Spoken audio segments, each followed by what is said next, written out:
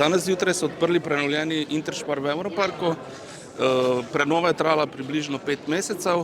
Bil je že potreben obnove, 23 let star objekt, eden prvih večjih hipermarketov. Zelo smo veseli glede odziva strank, dosti ljudi je prišlo, ljudje se tudi vračajo že, ker v tisti prenovi so nekateri malo obupali nad nami, ampak zdaj se na srečo vračajo in slišimo zelo dobre povratne informacije od kupcev. In koliko je bila vredna ta prenova, koliko časa je trajala, koliko zaposlenih ste mogoče kaj zaposlovali dodatno? Ne, dodatno nismo zaposlovali, ekipa je ostala konstantna, investicije te se vedno merijo v več milijonih evrov, Trajala pa je v bistvu, začelo se je že v začetku leta, tako da prav prenova prodajnega prostora se je začela po veliki noči, ampak v zadnje smo pa že celo začetku leta, tako da praktično celih 10 mesecev. In zakaj konkretno ste se odločili za prenovo? So že mogoče stranke oziroma kupci mogoče to zahtevali ali ste sami ugotovili, da ne ustreza več standardom? Bolj smo sami to ugotovili.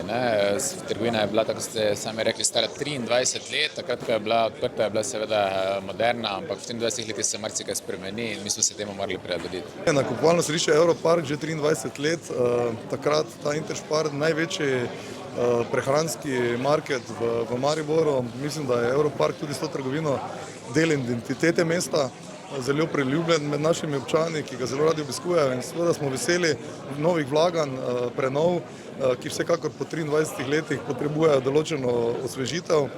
Zelo sem vesel tudi neke tradicije, ohranjanja kvalitete in seveda vlaganj, to nam pomeni največ.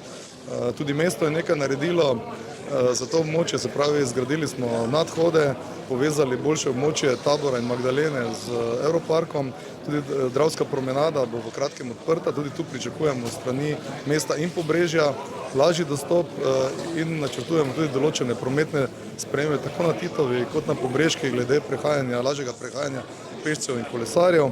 Mi bi si želeli, da bi seveda lahko več ljudi obiskalo nakupovalno središče tudi peš in s kolesom, se pravi na trajnostni način, ampak vsekakor dobra pridobitev za mesto. Se zato tudi obnavljate to nabrežje reke Drave na desni strani, je to tudi kakorkoli povezano, da se vključi ta Evropark, moče še bolj z samim mestom? Torej, območje Mariborskega Manhattna, Maribor mesto ima namen preseliti poslovno območje Snage dejansko bližje sortirnici na Teznem. To zemljišče bo šlo v prodajo, tudi tu si obetamo silovit razvoj in pozidavo mesta, seveda, ki bo z Dravsko promenado še veliko bolj povezano in seveda pričakujemo, da bo ta Dravska promenada na tem delu mesta, kjer pred temu ni bilo tako, zelo zaživela. Tu imamo medicinsko fakulteto, nakupovalna središča, največje poselitve na območje Maribora, Pobrežje in te stvari je treba seveda v celoti povezati bolje, kot je bilo do sedaj.